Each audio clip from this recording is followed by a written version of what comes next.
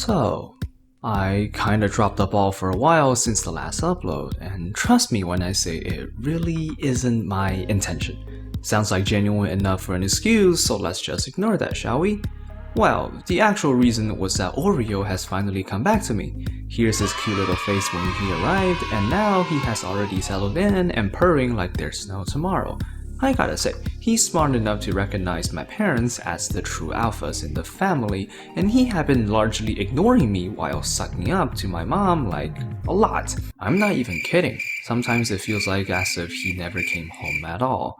Whatever, let's move on to today's topic, some more practice questions for select missing words. It's a quote-unquote novel multiple choice question type, which is really nothing more than a gimmick. You have to guess the last few words of the passage, which will be bleeped out, and you pick the best one out of the options, and that's really it.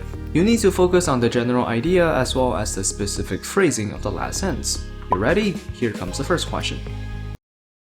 We spend most of our waking lives at work, in occupations often chosen by our unthinking 16-year-old selves. And yet, we rarely ask ourselves how we got there or what it might mean for us. This work explores the undercharted worlds of the office, the factory, the fishing fleet, and the logistics center. Ears and eyes open to the beauty, interest, and sheer strangeness of the. How about that? We're off to an easy start, and believe me when I say listening questions typically don't get any easier than this. Let's not beat around the bush too much. The correct answer is B. The entire passage is about where we work. From the very beginning, the speaker pointed out that we spend most of our waking hours at work, which is really sad if you think about it. And then she listed a bunch of workplaces such as the office, the factory, and the fishing fleet, whatever that is. I think it means pirate ships. The last part of the audio talks about the sheer strangeness about blank. Obviously, A is incorrect. Nobody cares about you teenagers, get over yourselves. The passage isn't really about the people or the environment, so both C and D are wrong. We cool? Here comes the next question. Scholarships are the best kind of financial aid you can get because you don't need to pay them back.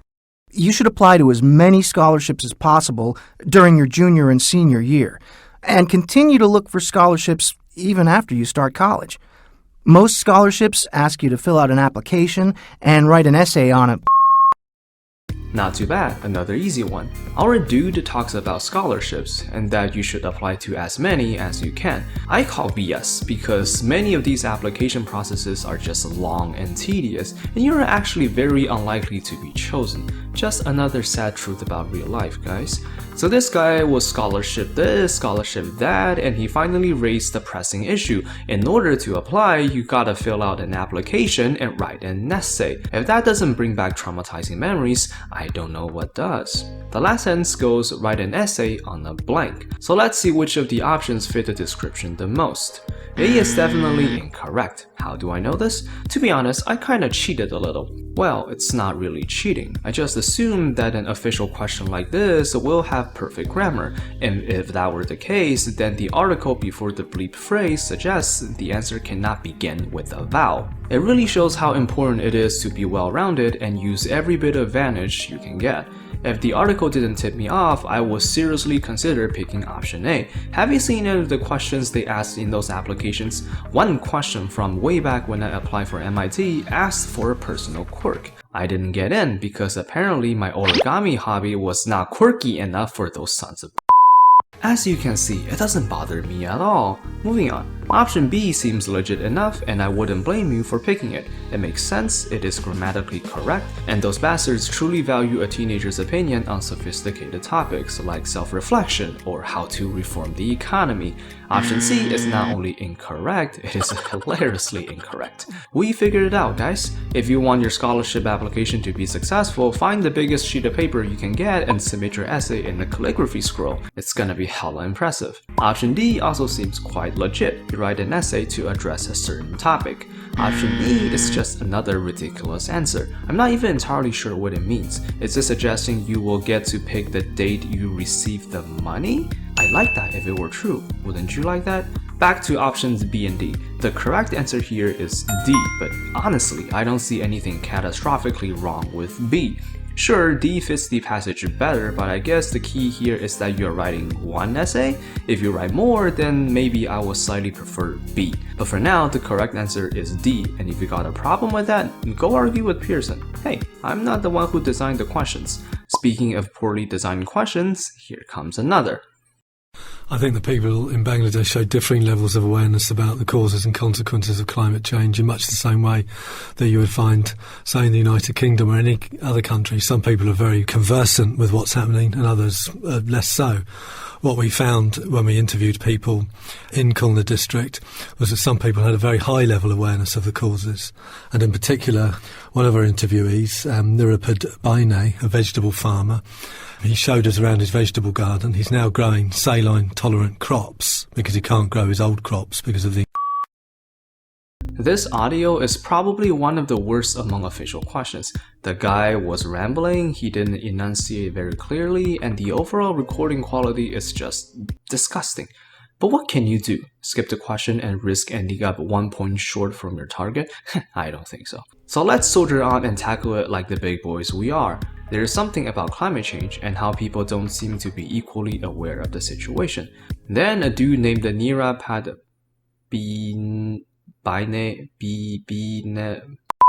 Then a dude was interviewed. He farms vegetables and he's been growing this new fancy type called the saline-tolerant crops because he can grow the old crops because of blank.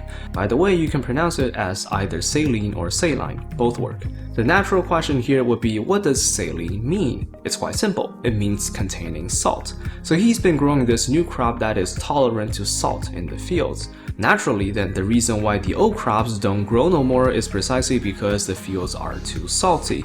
It should be easy to see that C is the correct answer. The rest of the options don't really make any sense at all. There's nothing about his family or social injustice. I don't think buying or selling salty water is of concern here. And lastly, what is this new idea being raised in option E? Either way, all of them are incorrect because C is. Duh. You ready for one more? Here it comes. And studying identical twins raised apart is one of the most effective ways we can use twins to understand the origins of personality. And it is striking. I've studied reared apart twins for 10 years, and we find that despite the differences in the homes, the twins are quite similar in many personality traits, from extroversion to dominance to aggressivity. And this does strongly underlie the fact that personality is to a substantial degree, although not entirely. Finally, a worthy question. In this passage, the speaker talked about how we can study twins. Sounds kinda evil and immoral, but okay. Her particular interest is studying identical twins that are raised separately. This is some good knowledge to have before you jump into PTE, the whole nature versus nurture thing. With identical twins, we know that they are genetically identical as the name suggests. The speaker found that even though those twins were raised apart from each other, their personalities turned out to be quite similar. In the last sentence, it goes, personality is, to a large extent, although not entirely, blank. The logical conclusion here is for us to lead to the fact that being genetically identical has some influence on personality. So we'll be looking for something like this in the answer. Option A doesn't seem reasonable. It obviously can be studied scientifically. That's what the speaker has been doing all along. Option B seems like a safe bet which fits our expectations.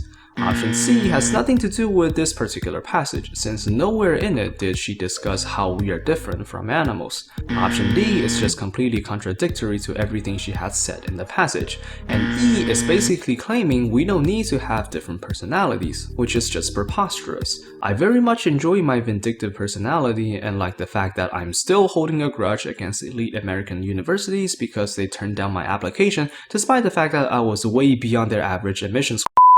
So that'll be all for today. A few more questions to once and for all get this question type behind us. Unless I run into any specific questions that seem interesting, we can pretty much just pretend that it doesn't exist from this point forward. Hope you have found this episode helpful, and please consider liking, subscribing, and commenting if you do. Let's not be a little sucker, and I'll see y'all next time.